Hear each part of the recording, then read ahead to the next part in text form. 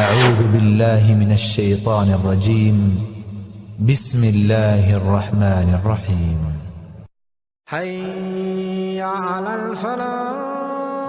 पहले कि मैं अपने फाजिल मुकर्रिर को आवाज़ दूं, उससे पहले जामिया सराजुल उलूम असलफिया झंडा नगर के एक तालिब इल्म को बस 5 मिनट के लिए मदऊ करना चाहूँगा कि आप उस तालिब इल्म की हौसला अफजाई फरमाएं।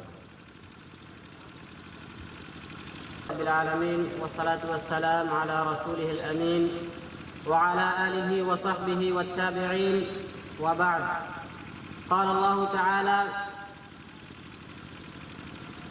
अऊज़ु बिल्लाहि मिनश शैतानिर रजीम बिस्मिल्लाहिर रहमानिर रहीम मिन अजलि ज़ालिक कतबना अला बनी इसराईल अन्नहु मन क़तल नफ्सन बिग़ैरि नफ्सिन औ फ़सादिन फ़िल अर्ज़ फ़कअन्नमा क़तला अन्नास जमीअन वमन अहयाहा फ़कअन्नमा अहया अन्नास जमीअन। यस सभा का सभापति महोदय, यहाँ उपस्थित हुनुभएका हाम्रा शिक्षक महानुभावहरू र सम्पूर्ण नेपाली दाजुभाइहरूलाई म इस्लामिक तरिकाबाट स्वागत गर्न चाहन्छु। अस्सलामु अलैकुम व रहमतुल्लाहि व बरकातुह। अर्थात अल्लाहको दया र कृपा होस् तपाईहरुमाथि। यस कार्यक्रमलाई सुरु गर्नुभन्दा अगाडि म धन्यवाद दिन चाहन्छु सम्पूर्ण मेरा प्रिय नेपाली दाजुभाइहरूलाई कि जसले हाम्रो यो धार्मिक कार्यक्रमलाई आफ्नो अमूल्य समय दिनुभयो र यसैगरी म धन्यवाद दिन चाहन्छु मेरा साथी अब्दुल समद ज्यूलाई कि जसले म जस्ता साना विद्यार्थीलाई 2 शब्द बोल्ने मौका दियो। आदरणीय महानुभाव, एउटा कुरा याद राख्नुहोस् कि इस्लामले भनेको छ ला इक्राह फिद्दीन, धर्ममा कुनै जबरजस्ती छैन। तर इस्लामले, कुरानले हामी जस्ता मुसलमानहरूलाई यो आदेश दिनुभएका छ कुल हुवल्लाहु अहद, कि तिमीहरू भनिदियोस् जसलाई थाहा छैन कि ईश्वर अल्लाह एउटै हुनुहुन्छ, दुईटा हुँदैन, कदापि हुँदैन। र यही कुरा हिन्दू धर्मका ग्रन्थहरू पनि वेद को मूल मन्त्र र सूत्र यो छ र हिन्दू धर्म ग्रन्थ पनि यो प्रमाणित गर्छ कि ईश्वर एउटै हो। एकम ब्रह्म द्वितीय नास्ति नेहना नास्ति नास्ति किंचन। अर्थात ईश्वर ब्रह्मा जसले संसारलाई, सृष्टिलाई सिर्जना गर्नुभयो ओ मात्र एउटै हुनु छ। द्वितीय नास्ति, दुईटा हुनुहुन्न। नेहना नास्ति नास्ति किंचन, हुँदैन, 1000 बार पनि करोड बराबर पनि हुनुहुन्न। तर दुःखको कुरा यो छ कि आज हामी एक ईश्वरलाई छाडेर 33 करोडसम्म पुगिसकेका छौं। तर आजको यो कार्यक्रम इस्लाम अमन र शान्तिको सन्देश रहेको छ।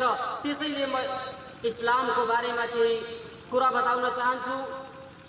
इस्लाम आजको यस कार्यक्रममा मेरो टपिक, मेरो शीर्षक रहेछ इस्लाम दया र शान्तिको धर्म हो। इस्लाम अरबी शब्द हो र यो सलाम शब्दबाट उत्पत्ति भएको एउटा शब्द हो जसको अर्थ नै शान्ति, अमन र सुरक्षाको हुन्छ। र इस्लामले शान्ति र सुरक्षामाथि धेरै बल दिएको छ, किनकि समाजमा अमन र शान्ति हुन्छ भने समाजमा बस्ने मानिसहरूको जीवन, धन, सम्पत्ति सुरक्षित हुन्छ। र इस्लामले मानव जातिको मानवीय सम्मानको सुरक्षाका लागि आत्महत्या गर्ने, जुवा र रक्सी खानेहरूलाई हराम ठहराएको छ र यसको सख्त र कठोर सजाय सुनाएको छ। ईश्वरको भनाइ हो फसाद र आतंक मचाउनेहरूको लागि मिन अजली ज़ालिक कतबना अला बनी इसराइल अन्नहु मन क़तल नफ्सन बिग़ैरि नफ्सिन औ फसादिन फिल अर्द कि यसै गरी म ईश्वरको भनाइ छ कि यसै गरी म इस्राएलको सन्तानहरूमाथि यो आदेश दिएको थियौँ कि तिनीहरूमध्ये यदि कुनै व्यक्तिलाई यदि कुनै निर्देश व्यक्तिलाई हत्या गर्यो भने उसले सम्पूर्ण मानव जातिको हत्या गर्यो र जसले कुनै एक निरपराध व्यक्तिको ज्यान बचायो भने उसले सम्पूर्ण मानव जातिको रक्षा गर्यो। फेरि जुन इस्लामले एउटा ज्यानको यति अहमियत बतलाएको छ त्यो आतंकवादको धर्म कसरी हुन सक्छ? जुन इस्लामले ला तुफसिदु फिल अर्दि बाद इस्लाहिया भनेको छ कि धरतीमा सुधार भएपछि त्यसमा दंगा फसाद नबचाऊ। जुन इस्लामले आतंकवादीहरूको लागि जो सजा सुनाएको छ इन्नमा जज़ाउल लदीना युहारिबून अल्लाह व रसूलहु व यसऊन फिल अर्दि फसादन अन युक़त्तलू औ युसल्लबू औ तुक़त्तअ अयदीहिम व अर्जुलुहुम मिन खिलाफ औ युनफू मिन अल अर्द ज़ालिका लहुम खिज़्युन फिद दुनिया व लहुम फिल आखिरति अज़ाबुन अज़ीम।